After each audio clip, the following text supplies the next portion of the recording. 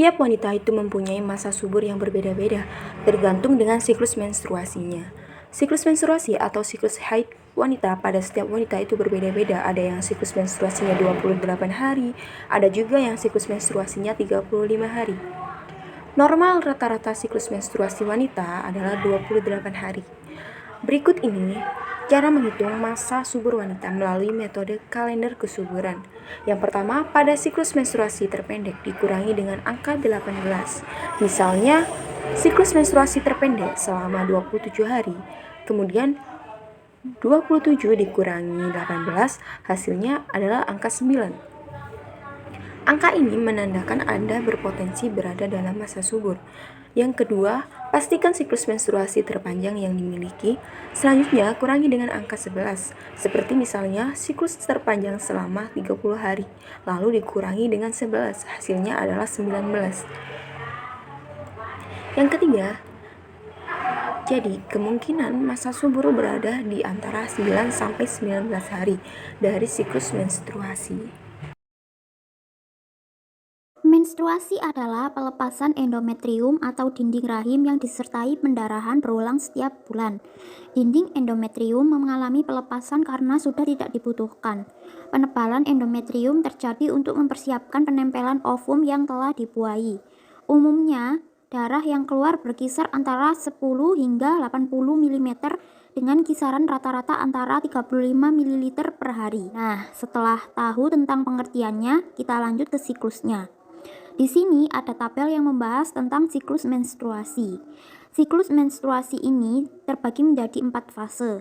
Yang pertama yaitu fase menstruasi, yang kedua yaitu fase praovulasi atau folikuler dan flash, yang ketiga yaitu fase ovulasi, dan yang terakhir adalah fase pasca ovulasi atau luteal.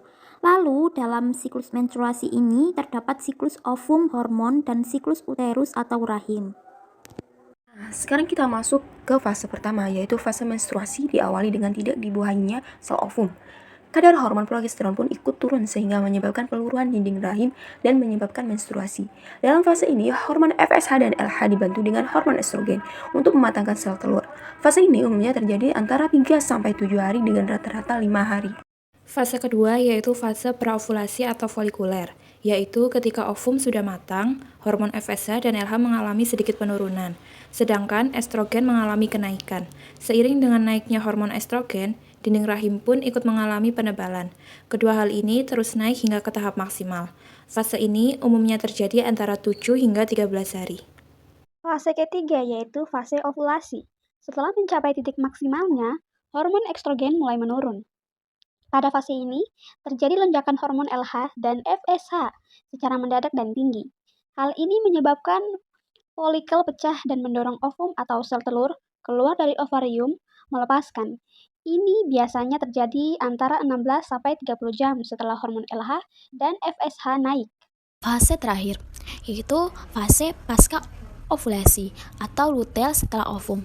Terlepas folikel yang ditinggalkan membentuk korpus, luteum, korpus, uteri ini akan melepaskan hormon progesteron yang menyebabkan kenaikan suhu basal atau dermal. Tips yang menandakan tubuh sedang dalam masa subur selepas ovulasi hormon progesteron. Dibantu hormon estrogen memiliki tugas untuk menahan dinding rahim atau endometrium. Namun, lama-kelamaan korpus luteum hancur dan tidak lagi memproduksi hormon progesteron. Hal ini menyebabkan endometrium mulai luruh dan terjadilah menstruasi selanjutnya. Nah, itu tadi penjelasan mengenai siklus menstruasi.